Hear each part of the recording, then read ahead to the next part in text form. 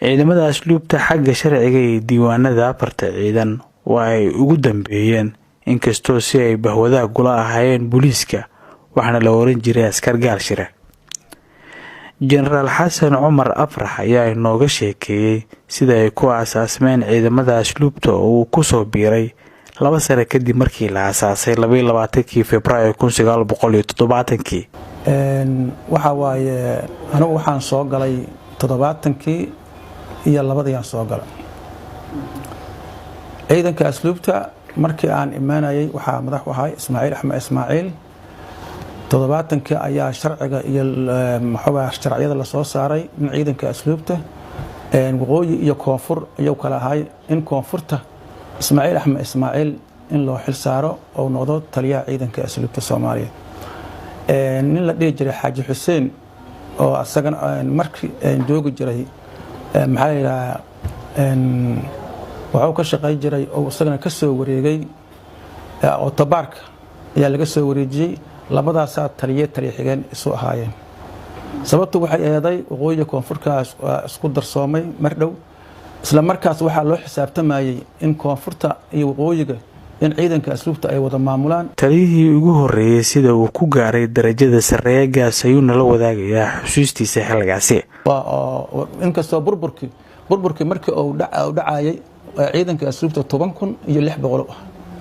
markii uu dhacayay xarumuhuna waxay ahaayeen 8,600. waxaan xusiistaa mar Ismaaciil Axmed Ismaaciil la siinayay darajada la siinayay sareeya gaas la siinayay waxa madaxweynuhu ku yiri ciidanka asluubta ma dhamaxo ahay in darajo sareeya gaas ma dhama laakiin markaan maxaabiista iyo xarumaha ugu diray ayuu sareeya gaas saasad ku noqotay leeyahay. marka laga yimaado 10 sano oo dawladii dhexe u dirtay dalka dibadiisa xagga culumta waxbarashada ciidamada wuxuu goobjoog ka ahaa ka hor burburkii kadib ciidamada uu ku 48 sano jirsaday. Korneel Cabdikani Maxamed Khalaf afhayeenka ciidamada asluubta ayaa inoo sharaxaya howlaha iyo adeegyada kale ee lagu yaqaano ciidamada asluubta Soomaaliyeed. horta ciidanka asluubta Soomaaliyeed marka u horeysa waajibaadkiisa waxa kamid ah maamulada xabsiyada dalka iyo maareynta daryeelka maxaabiista iyo dib u bulsheynta waxbarista wax soo saarka sida warshadaha ay hadda leeyihiin oo kale iyo beeraha dhismaha. ciidanka asluubta Soomaaliyeed wuxuu lahaa warshado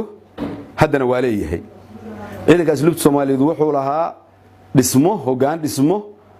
oo wax badan qabtay hadda aad ka warqabtaan waxa taalooyin iyo inta meel wax laga dhisay aad ogtihiin. wuxuu ahaa ciidan laf dhabar oo ciidamada qalabka sida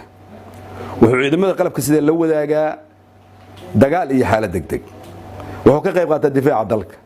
wuxuu ka qayb qaataa sugidda amniga wuxuu ka qayb qaataa ilaalinta hay'adaha dastuuriga.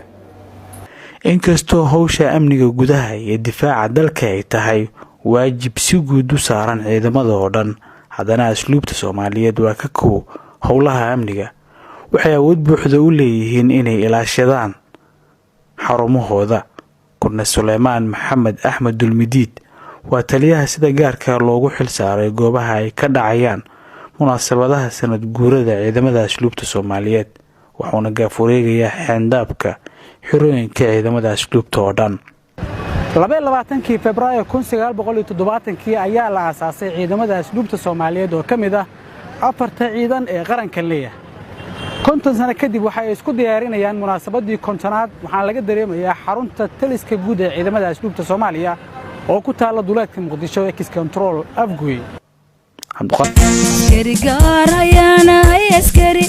awaamirta madaxdayda markawan adeeca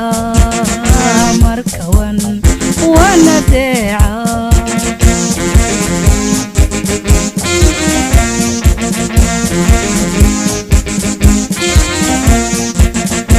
aguucadowgu joogana waa nololiyaayo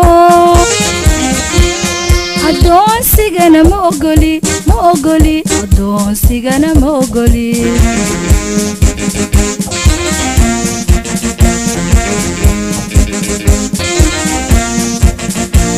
gucadowgu joogana waa nololiyaayo adoonsigana ma ogoli adoonsigana ma ogoli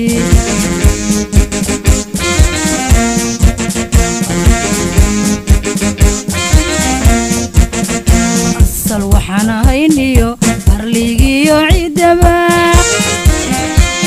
adduunyada intaan jiro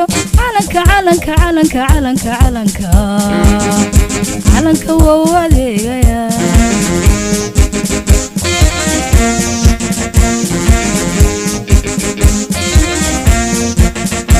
asal waxaan ahayniyo arligiyo ciidaba adduunyada intaan jiro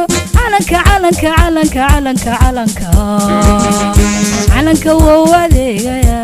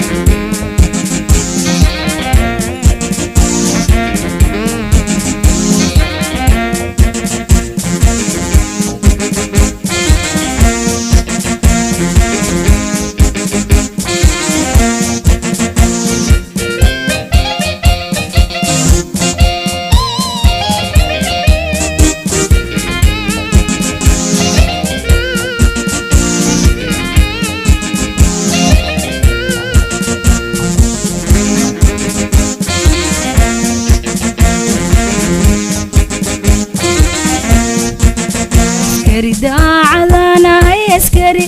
qorraxda iyo kaba dhaxantawo wadkaysta dhaxantawo wadkaysta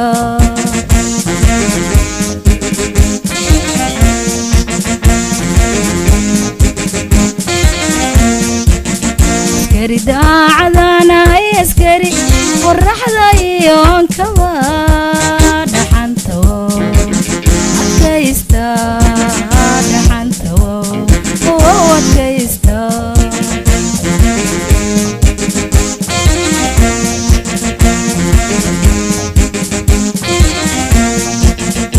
amar ilaahay mooye haddaan ilka lay dhigin ammaanka waan adkeeya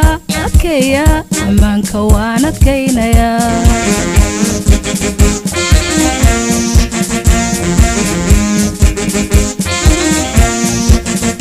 amar ilaahay mooye haddaan ilka lay dhigin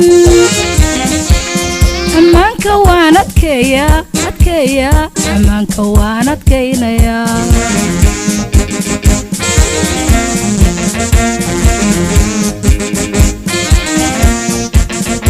asal waxaan ahayniyo arligiyo ciidaba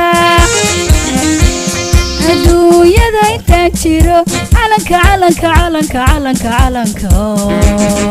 calanka wou adeegaya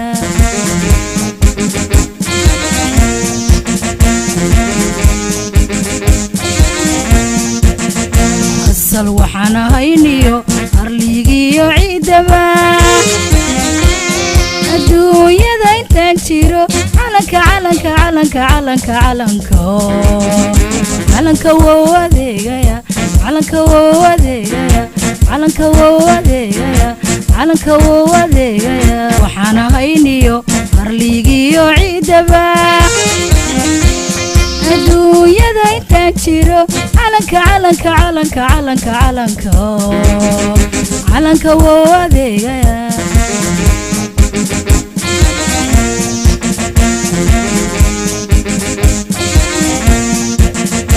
asal waxaan ahayniyo arligiyo ciidaba